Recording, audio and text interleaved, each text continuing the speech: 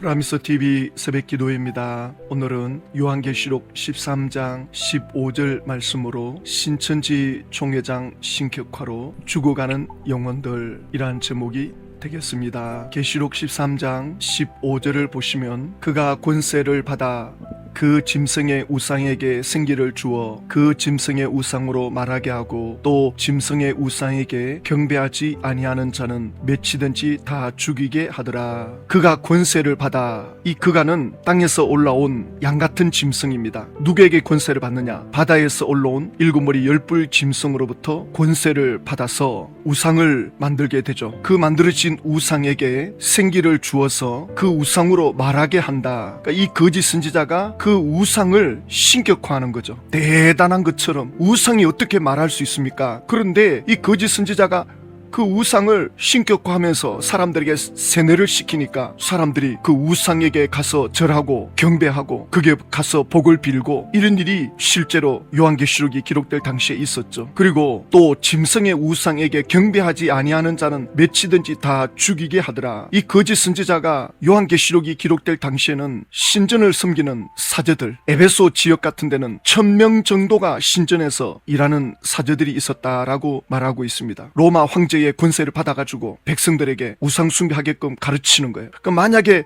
그 우상에게 경배하지 아니하면 다 죽이더라. 이게 요한계시록 때 실제 있었던 사건인데 요한계시록 13장을 강의하는 바돌로메 지파장은 이 15절 말씀을 설명하지 않고 넘어갑니다. 지금까지도 억지로 설명을 했지만 이 15절 말씀을 설명하려면 더 복잡해지거든요. 그러니까 설명 안 하고 넘어가는데 신천지 총회장이 쓴 책 요한계시록 실상 262쪽에 15절에 대해서 뭐라고 말하느냐? 우상이 생기를 받아 말한다는 것은 거짓 목자들이 단상에 서서 비진리를 전한다는 뜻이며 우상에게 경배하지 않는 자를 다 죽이게 한다는 것은 이 거짓 목자를 따르지 않는 이는 다 제명시킨다. 이렇게 기록해 놓고 있습니다. 신천지에서는 땅에서 올라온 이 양같은 짐승이 누구냐? 장막 성전의 전도사 17명이 목산수를 받았는데 그 중에 대표가 되는 이 초주, 이 사람이 양같은 짐승이다. 이게 신천지의 실상이다. 그래가지고 이 초주라는 이 사람이 우상을 만드는데 누구를 우상으로 만드느냐? 7머리 중에 칼에 맞았다가 살아난 탁성환, 이 사람을 우상시했다. 그런데 여기에 대한 아무런 증거도 없습니다. 그냥 실상을 끼워 맞춰야 되기 때문에 억지로 이렇게 지금 설명을 해왔는데 이제 오늘 15절 말씀에서는 그 짐승의 우상에게 생기를 주어, 그러니까 이 초주 씨가 탁성환 씨한테 생기를 준다는 거예요. 이 생기를 준다는 게 뭐냐? 신천 총회장은 이렇게 설명했죠. 이 초주 씨가 탁성환 씨에게 강단에 올라가서 말씀을 전할 수 있는 기회를 주었다. 탁성환 청지기 교육원의 사람들이 목사 안수를 주어서 사람을 세웠는데 누가 누구에게 생기를 주는 겁니까 지금? 그리고 이 초주 씨가 탁성환 씨한테 말하게 했다. 그 짐승의 우상으로 말하게 하고, 아니 탁성환 씨가 입이 없습니까? 말을 못하게. 그러니까 이 초주 씨가 목사 안수 받은 그 초년생이 자기한테 목사 안수를 준 그 7 사자 대표에게 생기를 주고 뭐 말하게 해주고, 그러면 뭐 여기에 대한 무슨 근거가 있어야 될 거 아닙니까? 뭐 여기에 대한 자료가 있던가? 없어요. 그리고 또 짐승의 우상에게 경배하지 아니하는 자는 맺히든지 다 죽이게 하더라. 이 초주 씨가 탁성환 씨를 경배하도록 했다. 이 경배라 말은 신을 떠받들듯이 가서 경배하고 절하고 기도하고 도움을 요청하는 이런 상태거든요. 그러면 그 당시 탁성환 씨한테 경배했다는 사람 단 한 사람이라도 있느냐 말입니다. 그냥 일방적으로 가르치는 것에 사람들은 세뇌가 되는 거죠. 그리고 맺히든지 다 죽이게 하더라. 그럼 이게 죽인다는 게 뭐냐? 신천 총회장은 제명시키는 거다. 출교시키는 거다. 아니 목사 안수 받은 초년생이 장막 성전의 사람들을 데려다가 탁성환 씨에게 경배하고 하고 경배를 안 하면 교회를 쫓아내고, 이게 가능한 일입니까? 아니 사람에게 신격화해가지고 경배까지 하라. 그렇게 안 하면 다 쫓아냈다.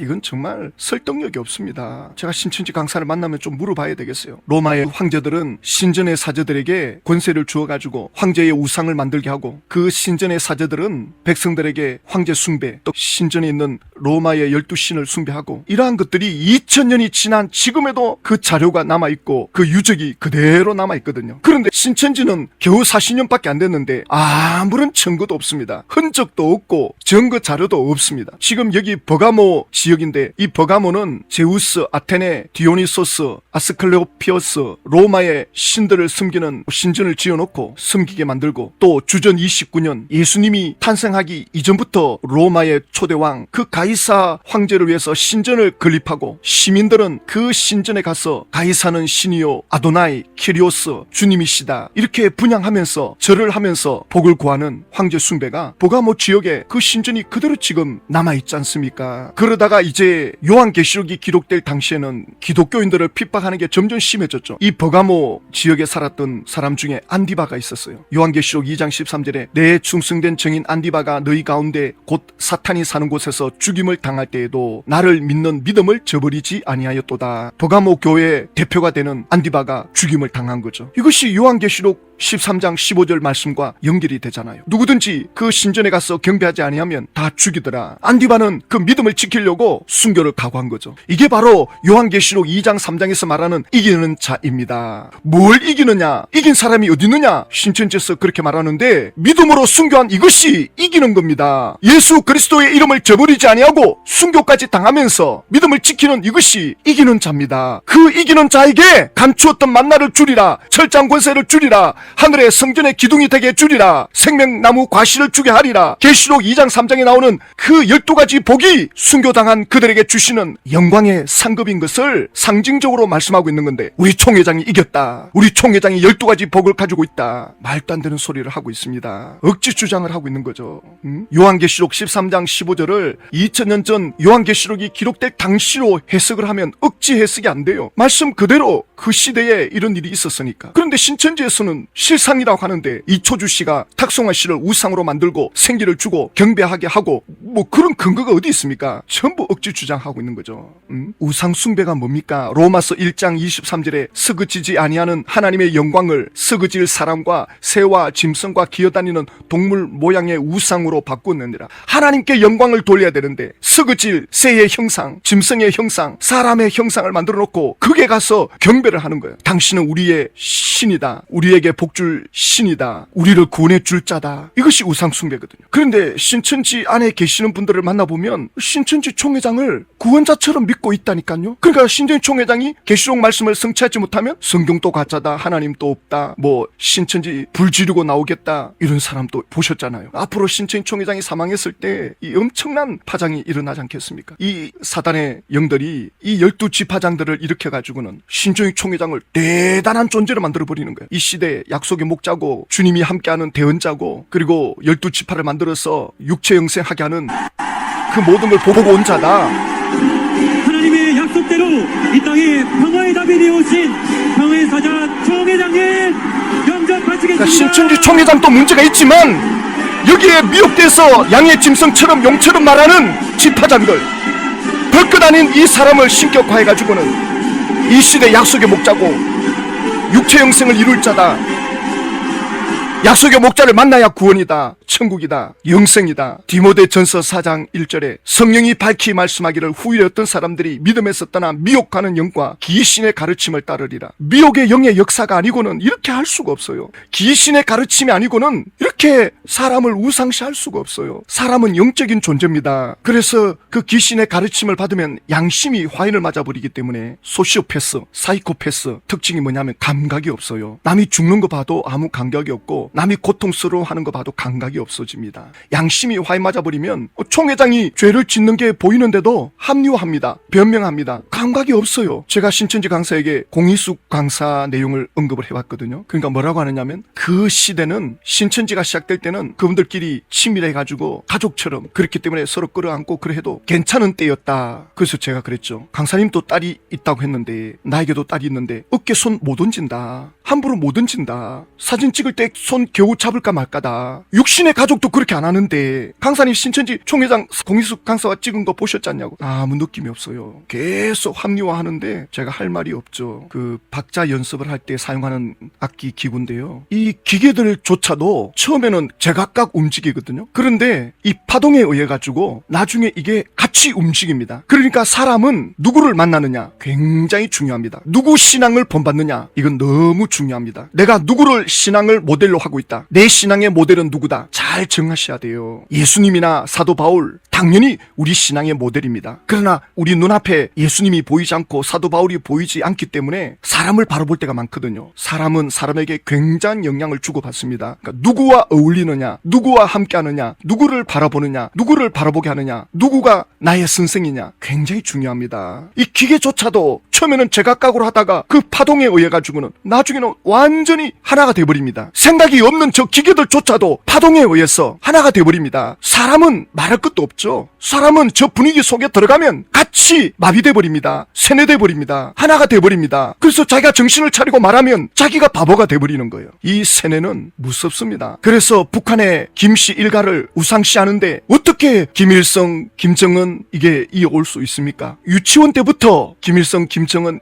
이런 전시실을 만들어 놓고 그게 사람들이 상주해 가지고는 계속 가르치는 거죠. 대단한 것처럼 자기 나라의 영웅인 것처럼 그 어떤 나라도 따라올 수 없는 지도자인 것처럼 그리고는 바깥에 세상 매스컴은 못 보게 대한민국 TV는 못 보게 신천지에서는 왜 못 보게 합니까? 이제 그런 이야기 하다 보니까 선악가다 그러더라고요. 그 제가 그랬죠. 신천지의 임원들은 보지 않습니까? 간부급들은 다 보잖아요. 선악가면 간부급들이든 신도든 아무도 보지 말아야지. 에덴 동산의 선악과를 해놓고는 누구는 보고 누구는 안 보고 하나님이 누구는 에덴 동산의 선악과를 먹어도 되고 안 먹어도 되고 하나님은 그렇게 했습니까? 그렇게 하면 안 되죠. 왜 자기들은 보면서 신도들은 못 보게 합니까? 그러니까 마가복음에 독을 먹어도 해도 받지 않는다. 그러면 차라리 독이라 그래야지. 개신교 목사들이 반정 유튜브 하는 거 그냥 독이라고 말해야지 선악과라고 하면 안 되지. 선악과는 누구든지 먹으면 안 되는 거죠. 그리고 신천지 각 지파마다 홍보실을 만들어 놨잖아요. 홍보관을 만들어 가지고는 계속 사람들을 세뇌시킵니다. 북한하고 똑같죠. 그러니까 사람이 이걸 계속 보게 되면 기계처럼 하나가 돼버린다니까요. 무시모합니다. 그러면 이 우상숭배의 결과는 어떻게 되느냐? 무식한 자들과 구세지 못한 자들이 다른 성경과 같이 그것도 억지로 풀다가 스스로 멸망에 이르느니라. 성경을 억지로 푸는 거예요. 성경을 억지로 풀면 어떻게 되느냐? 성경 본래의 해석대로 하지 않기 때문에 자의적인 해석을 하게 돼요. 사람을 우상시하는 억지로 푸는 그런 적용을 하기 때문에 결국 그것은 멸망의 길로 가는 거죠. 하나님의 말씀을 제대로 풀면 예수 그리스도를 보게 됩니다. 성경은 예수 그리스도에게 초점을 맞추거든요. 예수님을 본받고 예수님에게 집중하고 예수님을 닮아가고 예수님의 마음을 품고 이렇게 되는데 성경을 억지로 풀어가지고 사람에게 집중하게 만드는 거죠. 사람을 우상시하게 하고 이것이 사탄이 거짓 선지자들을 일으켜가지고 이 지파장들 강사들을 일으켜가지고는 전부 멸망으로 이끌어가고 있는 거예요. 그래서 요한계시록 20장 10절에 그들을 미혹하는 마귀가 불과 용왕봇에 던져지는데 거기에는 그 짐승 우상 숭배를 받았던 그 짐승 그리고 그걸 가르쳤던 거짓 선지자들 그리고 그를 따랐던 사람들조차도 전부 그리로 가는 거예요. 빌립보서 2장 5절에 너희 안에 이 마음을 품어라 곧 그리스도 예수의 마음이니 마태, 마가, 누가, 요한, 사도행전, 로마서, 고린도, 전후서, 갈라디아서, 에베소서, 빌립보서 모든 성경 중심 주제가 예수 그리스도를 본받아라. 예수 그리스도를 마음에 품어라. 예수 그리스도를 따르라. 예수 그리스도를 믿어라. 성경을 펼쳐서 보기만 하십시오. 요한계시록도 마찬가지. 각 장마다 예수님이 안 나오는 장이 없어요. 예수님을 마음에 품어야 됩니다. 제가 신천지 안에 있는 관계자들 특히 강사급들을 만나보면 예수님이 없어요. 신천지 총회장이 그 마음에 꽉 차 있는 거를 제가 보면서 소름이 끼친다니까요. 예수님을 우습게 여겨요. 아, 예수님은 죄가 없었나? 예수님이 죄가 있었다는 식으로 말하는 거예요. 성경 어디에 예수님이 죄가 있었다느냐? 심지어 히브리서에는 예수님은 죄가 없으시느니라 이렇게 말하고 있는데도 아, 그건 모를 일이라고. 그때는 매스컴이 없었기 때문에 예수님을 그런 식으로 생각하면서 예수 이름으로 기도한다? 그 기도는 꽝이에요. 우리가 예수 이름으로 기도할 때는 예수님은 흠도 없고 점도 없는 완벽한 하나님의 아들이시기 때문에 우리 죄를 위해서 대신 대속제물이 될 수 있는데 신천지 안에 있는 사람들은 예수님을 이렇게 안 믿어요. 그들 마음속에 예수님보다 때마다 신천 총회장이 이 시대 구원자로 자리 잡고 있습니다. 이건 무서운 겁니다. 성경은 예수님의 마음을 품으라. 예수님은 오히려 자기를 비워 종의 형체를 가지사 사람들과 같이 되셨고, 세상에 많은 종교들이 있는데 종교의 신들이 있어요. 그 신들 중에 그 누구도 자기를 비워 종의 형체를 가지사 사람들과 같이 되셨다는 신은 없습니다. 세상 어떤 종교에도 전부 무서운 신으로만 등장하죠. 그러나 우리 예수님은 하나님의 그 자리를 비워두고 종의 형체를 가지사 사람들과 같이 되셨다. 세상 어느 종교에도 이런 신은 없습니다. 사람의 모양으로 나타나사 자기를 낮추시고 죽기까지 복종하셨으니 이것이 곧 십자가의 죽으심이라. 인간이 가장 비참하게 죽는다는, 가장 수치스럽게 죽는다는 그 십자가의 죽으심을 인간을 창조한 그 하나님이 인간의 종으로 내려오셔가지고 십자가로 죽으셨다. 이건 상상이 안 되는 내용입니다. 하나님이 세상을 이처럼 사랑하사 독생자 그 아들 예수 그리스도를 보내주셔서 누구든지 저를 믿으면 영생을 얻게 하려 하심이라. 예수님이 십자가의 죽으심으로 하나님이 그를 지극히 높여 모든 이름 위에 뛰어난 이름을 주사 하늘에 있는 자들과 땅에 있는 자들과 땅 아래에 있는 자들로 모든 무릎을 예수의 이름에 꿇게 하시고 모든 입으로 예수 그리스도를 주라 시인하여, 예수님은 나의 주인이십니다. 나를 구원해 주실 주님이십니다. 나의 주인이시고 나의 하나님이십니다. 그래서 하나님 아버지께 영광을 돌리게 하셨느니라. 이것이 우리의 신앙이고 이것이 우리 마음에 충만하게 자리 잡아야 되는데 신천지는 이걸 빼앗아가죠. 마귀는 이걸 빼앗아갑니다.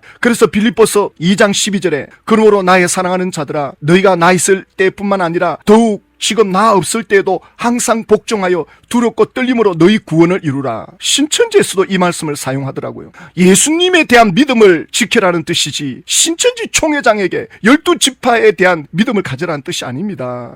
내가 받은 구원을 끝까지 지키는 것, 이것이 계시록 2장 3장에 이기는 자입니다. 끝까지 이 구원을 지켜야 됩니다. 이단에 미혹돼가지고 거기서 10년 20년 있다가 보면 신천지 총회장을 믿었는데 총회장이 사망하고 나면 성경은 가짜인가 보다, 하나님도 없다. 그러면 구원은 끝난 거예요. 베드로후서 3장 18절에 오직 우리 주 곧 구주 예수 그리스도의 은혜와 그를 아는 지식에서 자라가라. 영광이 이제와 영원한 날까지 그에게 있을지어다. 이렇게 2000년 전부터 예수님을 믿고 따르도록, 예수님을 마음에 품도록 이렇게 구원을 지켜가도록 말씀했는데 2000년 동안 예수 믿어도 구원이 없다. 그건 착각이다, 거짓말이다, 이렇게 가르치면서 이 지파장들이, 담임 강사들이 1984년부터 이제 여기가 구원이 시작됐다. 그래, 그렇게 구원을 외치는 신천지 총회장의 그 삶은 너무나도 수치스럽잖아요. 죄를 누구나 지을 수 있지만 그 죄에 대해서 어떻게 회개하느냐가 더 중요하지 않느냐. 총회장에게 배웠다는 지파장들을 전부 자기 욕심대로 다 챙기고 나가고, 지금 신천지 안에 계시는 분들은 자기가 알든 모르든 총회장을 지금 경배하고 있거든요. 왜냐하면 총회장 아니면 구원받을 길이 없다는 주장을 하잖아요.